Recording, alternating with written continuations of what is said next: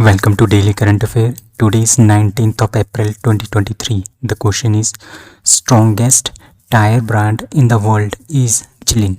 ठीक है, जो मिचलिन है ये स्ट्रॉन्गेस्ट टायर ब्रांड है पूरे के पूरे वर्ल्ड का। अब ये भी एक रिपोर्ट आई थी, किसकी रिपोर्ट आई थी? By brand finance.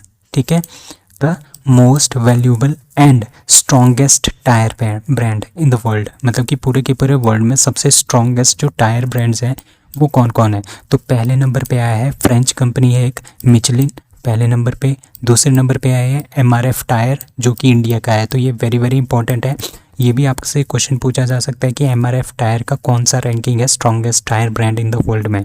That is second MRF tyre. तो ये किसने रिपोर्ट जारी की है? ये की है ब्रांड फाइनेंस ने रिपोर्ट जारी की है। ठीक है, सो एमआरएफ हैज़ बीन रिकॉर्डेड और scored high in almost all the parameter. जितने भी पैरामीटर्स इसमें थे, इसमें सबसे ज़्यादा मतलब कि बहुत ही हाई स्कोरिंग जो है वो एमआरएफ ने अचीव की है। ठीक है, और ये second fastest growing tyre brand in the world है। ठीक है, it has scored 83.2 out of 100 brand strength. ठीक है, has been awarded considering AAA brand rating जो इनको मिली है। तो ये बहुत ही एक अचीवमेंट की बात है। इंडिया की जो कंपनी है एमआरएफ, उसको वर्ल्ड का सबसे स्ट्रॉन्गेस्ट ब्रांड में जिसका नंबर आता है कौन सा? सेकंड। पहला आपने याद रखना है, फ्रेंच कंपनी है मिचलिन। ठीक है, और अब मोस्ट वैल्यूएबल ब्रांड की बात करते हैं। सो 100 मोस्ट वैल्यूएबल ऑटो ब्रांड्स जो है उनकी भी एक लिस्ट जारी की गई थी, जिसमें जो महिंद्रा एंड महिंद्रा है ना, वो इंडिया में सबसे टॉप पे है, पहले नंबर पे है, और वो वर्ल्ड में 30वें नंबर पे है। ठीक है, और जैसे मारुति सुजुकी 40वें नंबर पे है, auto Bajaj 48, Hero MotoCorp 52, Tata Motors 61, TVS Motor 76, Ashoka Leyland 78 and Royal Enfield 79 के ऊपर है टॉप 100 में। ठीक है, और महिंद्रा एंड महिंद्रा एकमात्र ऐसा इंडियन ब्रांड है जो कि टॉप 20 में लिस्ट फास्टेस्ट ग्रोइंग। ठीक है, फास्टेस्ट ग्रोइंग ऑटोमोबाइल ब्रांड में ये टॉप 20 की लिस्ट में भी है। ठीक है, तो पहले नंबर की ब्रांड कौन है? That is Mahindra and Mahindra India की। ठीक है, और टोटल रैंक इसका कौन सा है? 30th। So about MRF tyres, आपको पता है जो एमआरएफ टायर्स हैं इसकी जो फुल फॉर्म है वो है मद्रास रबर फैक्ट्री, और ये इंडिया की नंबर 1 टायर मैन्युफैक्चरिंग कंपनी है। और ये 1946 में स्टार्ट हुई थी, KM मैनमन मपिलाई ने इसको स्टार्ट किया था, and in 1960 it ventured into a manufacturing of tyres. ठीक है, और सबसे पहले जो ये बनी थी 1946 में, ये बनी थी, ये छोटे छोटे बैलून के टॉयज़ बनाते थे। उसके बाद 1960 में इन्होंने टायर बनाना स्टार्ट किया था। The company entered into the technical collaboration with tyre and robot company USA। ठीक है, करंटली एमआरएफ का जो एक्सपोर्ट है टायर का वो 65 मतलब कि 65 डिफरेंट कंट्रीज़ को एमआरएफ जो है टायर बेचता है, जिसमें America, Europe, middle east, Japan और पैसिफिक रीजन के जितने भी कंट्रीज़ हैं उनको ये सब इंक्लूडेड है। ठीक है, और इसके ओवरसीज़ ऑफिसेस भी हैं, लाइक दुबई में, वियतनाम में और ऑस्ट्रेलिया में। Union minister of steel Jyotiraditya Scindia to inaugurate India steel 2023 in that is the Mumbai. So जो ज्योतिरादित्य सिंधिया जी हैं वो है union minister of steel of government of India. ठीक है, ये इनैगोरेट कर रहे हैं इंडिया स्टील 2023। ये एक तरह का एग्जीबिशन भी है और एक तरह की ये कॉन्फ्रेंस भी है। ठीक है, और सबसे पहले ये क्या है? ये कॉन्फ्रेंस है। ठीक है, और एग्जीबिशन भी है। ठीक है, ये दोनों है।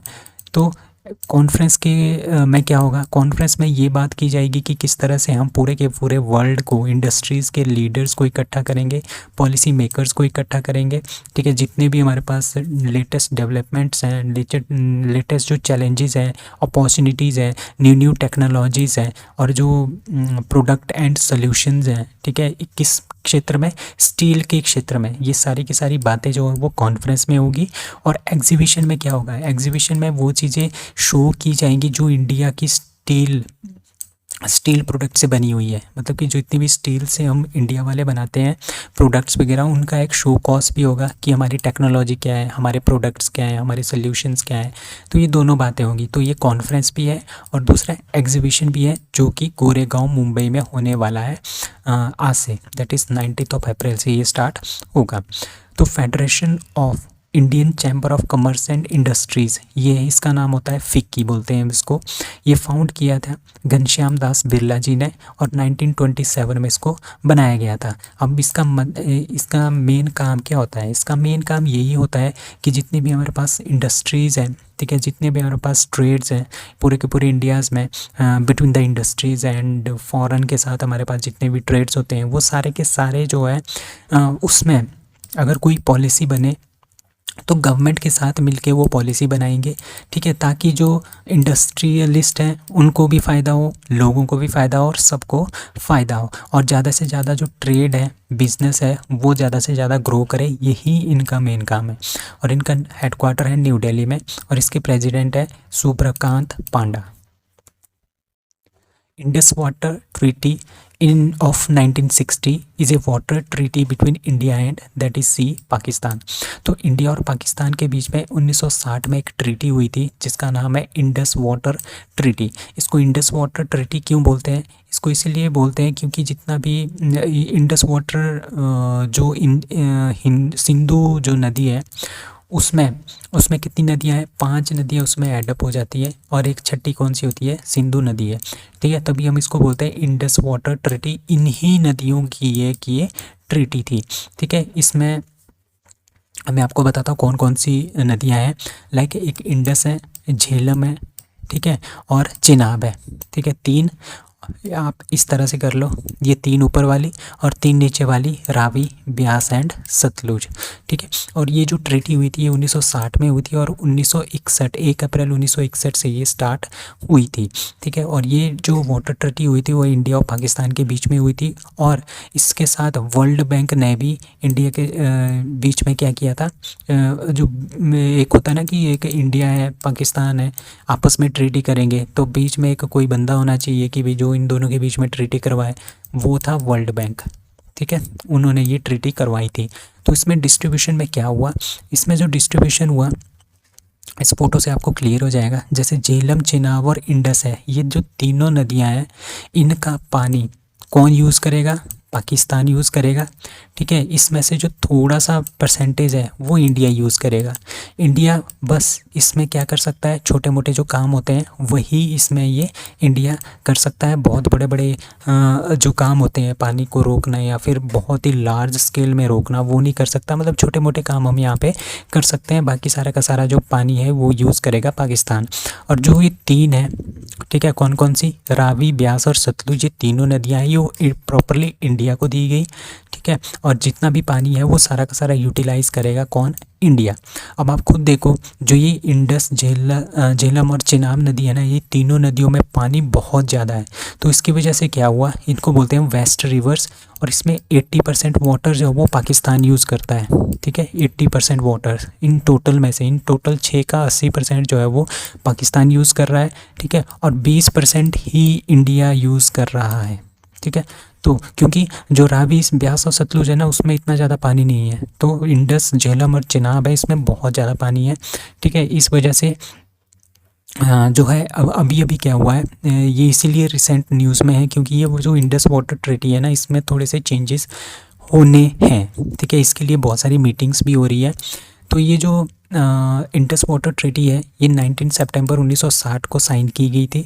इंडिया के प्राइम मिनिस्टर थे जवाहरलाल नेहरू और दूसरे थे पाकिस्तान के president Ayub Khan. Very very important question है ये, कई बार आ भी गया पेपर में। अब वाटर शेयरिंग कैसे की गई थी? मैंने आपको बताया कि 3 नदियाँ इंडस, झेलम एंड चिनाब वो पाकिस्तान को दी गई थी, बट थोड़ा थोड़ा एग्रीकल्चर के लिए, डोमेस्टिक यूज़ के लिए इंडिया यूज़ कर सकता है इन नदियों का, ठीक है। जैसे रावी, ब्यास और सतलुज है, ये तीनों की तीनों इंडिया को दी गई थी, पर फिर भी 80% पानी का, जो टोटल पानी है ना इन सभी का, उसका 80% अभी भी पाकिस्तान यूज़ कर रहा है, बाकी 20% जो है वो इंडिया यूज़ कर रहा है, ठीक है। तो अभी याद क्यों आई 1960 वाली बात अभी याद क्यों आई? वो इसीलिए याद आई क्योंकि जो इंडिया है ना, वो इंडिया जो है किशन गंगा और रैटल जो प्रोजेक्ट है, ठीक है, हाइड्रो पावर प्रोजेक्ट्स, वो चेनाब नदी के ऊपर बना रहा है जम्मू कश्मीर में, ठीक है। तो इसी के चलते पाकिस्तान ने इसके ऊपर क्या कर दिया, एक्शन कर दिया कि भाई आप लोग इसके ऊपर कैसे ये सब बना सकते हो, ठीक है। पर जो ट्रीटी हुई थी उसमें ये भी बोला गया था कि थोड़े बहुत छोटे मोटे हाइड्रो प्रोजेक्ट्स हम बना सकते हैं, छोटे मोटे जो यूज़ हैं अपने यूज़ के लिए हम उसको यूज़ कर सकते हैं, ठीक है। बट पाकिस्तान ने यहाँ पे क्या कर दिया, अपनी टांग अड़ा दी। इसकी वजह से क्या हो गया, इंडिया ने बोला कि हम ये पूरी की पूरी ट्रीटी को फिर से रिवाइज़ करेंगे, तो तभी ये आजकल न्यूज़ में है ये वाली news. So Baji Bridge in dash dash inaugurated by External Affair Minister that is S Jaishankar. तो जो हमारे एस जयशंकर जी हैं, एक्सटर्नल अफेयर जो मिनिस्टर है एस जयशंकर जी, वो बजी ब्रिज, उन्होंने बजी ब्रिज का इनॉग्रेशन किया, दैट इज़ ए मोजाम्बिक में, ठीक है। मोजाम्बिक कहाँ पे है, ये देखो, ये हमारा इंडिया है, यहाँ पे श्रीलंका है, ठीक है, यहाँ पे मालदीव्स है। उसके बाद आपका आगे आगे आके देखो, यहाँ पे है मेडागास्कर, और मेडागास्कर के बिल्कुल वेस्ट में देखो ये है मोजाम्बिक, ठीक है। ये सारा का सारा ये सारा का सारा अफ्रीका है, ठीक है, ईस्टर्न कोस्ट, अफ्रीका की ईस्टर्न कोस्ट में है मेडागास्कर, तो सॉरी मोजाम्बिक, ठीक है। और उसके वेस्ट ईस्ट में है मेडागास्कर, और मेडागास्कर के वेस्ट में है मोजाम्बिक, ठीक है। तो यहाँ पे हमारे जो एक्सटर्नल अफेयर मिनिस्टर है डॉक्टर एस जयशंकर जी, वो चले गए, उन्होंने वर्चुअली इनॉग्रेशन किया बजी ब्रिज का, जो कि बनाया गया है, इंडिया ने ये ब्रिज बनाया है कहाँ पे, मोजाम्बिक के। अब मोजाम्बिक जो देश है, यहाँ पे 132 किलोमीटर लंबा रोड जो है वो इंडिया बना रहा है, ठीक है। ये जो रोड प्रोजेक्ट है ये इंडिया बना रहा है। इसी रोड प्रोजेक्ट में जो है ये ब्रिज आ रहा है जिसका नाम है बजी ब्रिज, टिक्का बजी नोवा सोफाला, ये रोड का नाम है। इसमें एक बजी ब्रिज है जिसका इनॉग्रेशन जो है किसने किया है, हमारे जो external affair minister doctor S Jaishankar ji, उन्होंने ये किया है। अब इंडिया और ये क्या दर्शाता है, ये जो प्रोजेक्ट है ये दर्शाता है कि इंडिया और मोजाम्बिक के बीच में किस तरह के फ्रेंडशिप बॉन्ड्स हैं। तो अबाउट मोजाम्बिक के बारे में बात करते हैं। साउथ ईस्टर्न अफ्रीका, ठीक है, ये देखो, ये अफ्रीका का पार्ट है, साउथ पार्ट है और ईस्टर्न पार्ट है अफ्रीका का, यहाँ पे मोजाम्बिक जो है वो है। और इंडियन ओशन, ये जो है हमारे पास ओशन, ये सारा का सारा है इंडियन ओशन, यहाँ पे इंडियन ओशन है, ठीक है। और क्रिश्चियनिटी यहाँ का सबसे लार्जेस्ट रिलीजन है मोजाम्बिक में, उसके बाद इस्लाम है, और African traditional religion also present. इस यहाँ की गवर्नमेंट है unitary major party semi presidential republic, and president है फिलिपे न्यूसी, प्राइम मिनिस्टर है एड्रेनो मिलेनी, एंड कैपिटल है मापुटो। और यहाँ की ऑफिशियल लैंग्वेज है पोर्टुगीज़, एंड करेंसी यहाँ पे मोजाम्बिकन मेटिगन। आप ये पोर्टुगीज़ चेक कर लेना, मुझे इसमें कुछ डाउट लग रहा है, ठीक है। अब करेंसी यहाँ की क्या है, Mozambique metical. USA and dash dash are India's 2 largest export destinations, that is C UAE। तो USA और UAE जो है वो इंडिया के 2 सबसे लार्जेस्ट एक्सपोर्ट डेस्टिनेशन है। अब एक्सपोर्ट क्या होता है, अब ये इंडिया है, ठीक है, और यहाँ पे है USA और ये है UAE, ठीक है। अब इंडिया में जो सामान बनेगा वो हमने कहीं ना कहीं तो बेचना है, तो सबसे ज़्यादा जो सामान हम बेचते हैं ना वो बेचते हैं USA को, और दूसरे नंबर पे सबसे ज़्यादा सामान बेचते हैं हम UAE को, ठीक है। यही इस पूरी न्यूज़ का सार है, ठीक है।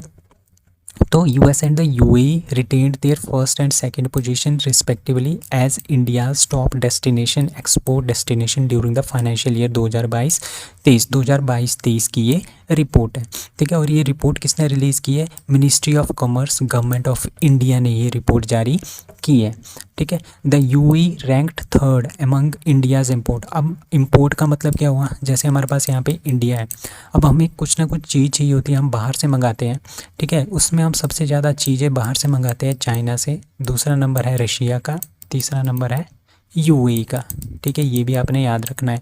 तो सेकंड सबसे लार्जेस्ट जो एक्सपोर्ट है इंडिया का वो UAE के साथ है, और थर्ड सबसे ज़्यादा इम्पोर्ट है वो भी किसके साथ है, UAE के साथ है।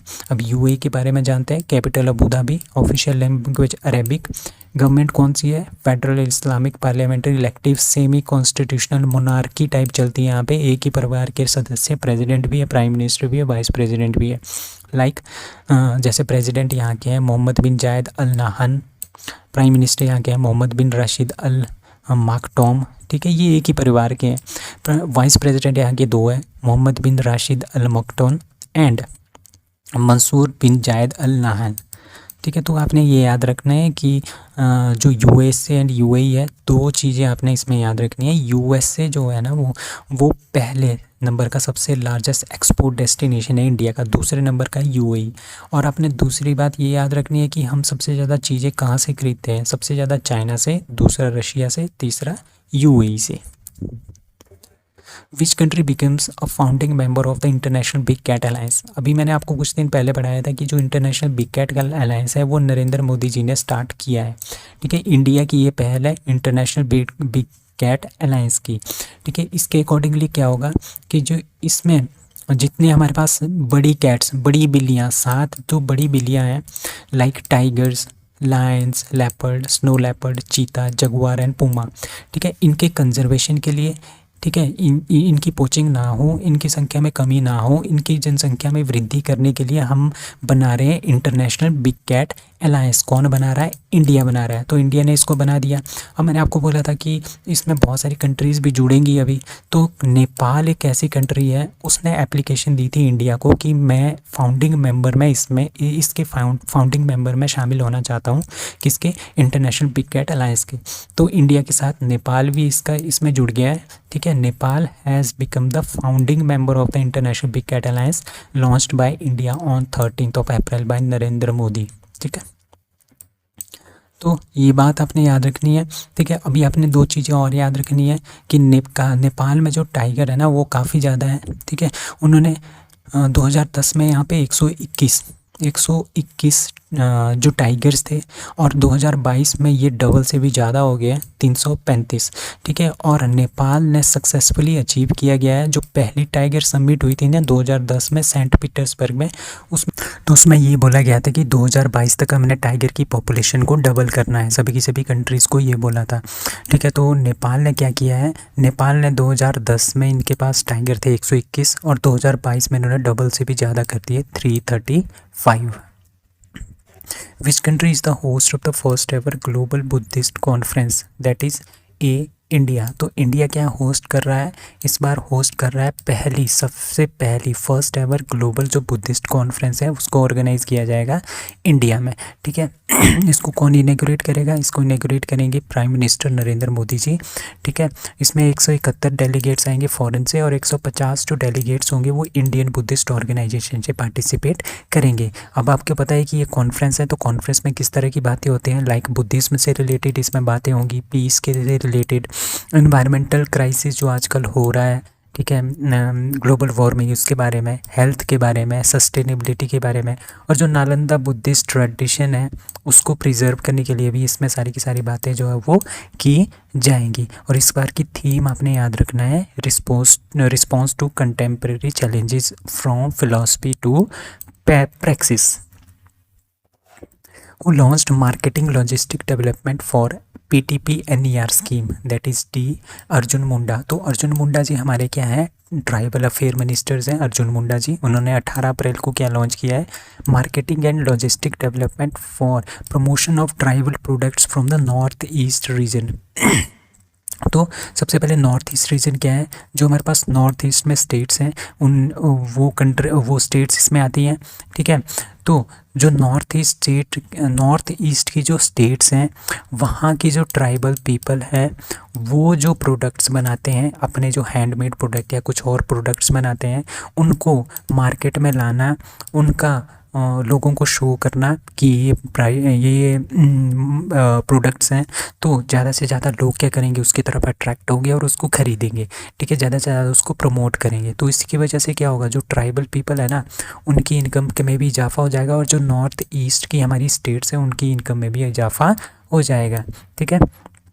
तो नॉर्थ ईस्ट स्टेट में कौन कौन सी आती है? अरुणाचल प्रदेश, असम, मणिपुर, मेघालय, मिजोरम, नागालैंड, त्रिपुरा एंड सिक्किम। तो ये जो 8 स्टेट्स हैं यहाँ पे ये सारे के ये जो marketing logistic development for PTPNER scheme है, ये लॉन्च की जाएगी। ठीक है, तो कौन लॉन्च करेगा इसको? इसको लॉन्च करेगा ट्राइफेड। तो ट्राइफेड की है tribal cooperative marketing development federation of India, जिसकी जो जिसको क्यों बनाया गया था? इसको इसीलिए बनाया गया था कि जो ट्राइबल पीपल्स है उनके जो अपने अपने प्रोडक्ट्स होते हैं, अपने अपनी चीज़ें होती हैं, उनको बनाना, जैसे वो बनाते हैं उनके पास इतना पैसा नहीं होता कि हम मार्केटिंग कर सकें उन सभी चीज़ प्रोडक्ट्स की जो उन्होंने बनाए हैं। तो ये क्या करता है, उन प्रोडक्ट्स को क्या करता है मार्केट में लाता है, ज़्यादा से ज़्यादा को दिखाता है, प्रमोट करता है, ताकि उनको बहुत ज़्यादा क्या हो जाए, फ़ायदा हो जाए, ज़्यादा नहीं तो थोड़ा बहुत फ़ायदा उनको हो जाए ट्राइबल पीपल को। इसका जो हेडक्वार्टर है न्यू दिल्ली में है और इसके 13 रीजनल ऑफिसेस भी हैं। अब नॉर्थ ईस्ट रीजन के बारे में बात करते हैं तो आपको यहाँ पे देखने को मिलेगा ये सिक्किम है। ठीक है, और यहाँ पे सबसे पहले अरुणाचल प्रदेश, नागालैंड, मणिपुर 3, मिज़ोरम 4, त्रिपुरा 5, मेघालय 6 और आसाम 7। जो 7 है ना, इनको बोलते हैं हम 7 सिस्टर्स। अब आप देखो सिक्किम में थोड़ा सा डिस्टेंस है यहाँ से, और इसको बोलते हैं, इन 7 स्टेट्स को बोलते हैं हम 7 सिस्टर्स। और जो 8वां है ना, ये 7 सिस्टर में नहीं आता, इसको बोलते हैं ब्रदर ऑफ 7 सिस्टर्स। ठीक है, तो आपने ये ध्यान रखना है। तो मैंने ये बात भी यहीं पे बता दी है आपको, like Sikkim is the brother of the 7 sisters. ठीक है, तो नॉर्थ ईस्ट रीजन में आपको पता है कौन कौन सी आ गई। ठीक है, और ये लैंडलॉक्ड रीजन है, और यहाँ पे सिलीगुड़ी कॉरिडोर है जहाँ से हम इंडिया को कनेक्ट करते हैं अपनी 7 सिस्टर्स के साथ एंड ब्रदर के साथ। तो असम वर्ल्ड का सबसे बड़ा टी प्रोड्यूसर है, Manipur jewel of India, Arunachal Pradesh land of rising sun, Meghalaya Scotland of India भी बोलते हैं, त्रिपुरा द मोस्ट लिटरेट जो स्टेट है नॉर्थ ईस्ट की, वहाँ पे 95% लिटरेसी रेट है। मिज़ोरम का माला बेसिन मोलासिन बेसिन जो है काफ़ी फेमस है। सिक्किम में आपको पता है कि पूरी की पूरी तरह से 100% ऑर्गेनिक स्टेट है, और यहाँ पे कंचनजंगा माउंटेन भी है। और नागालैंड में famous for mons ethnicity. So that's all for today, thank you.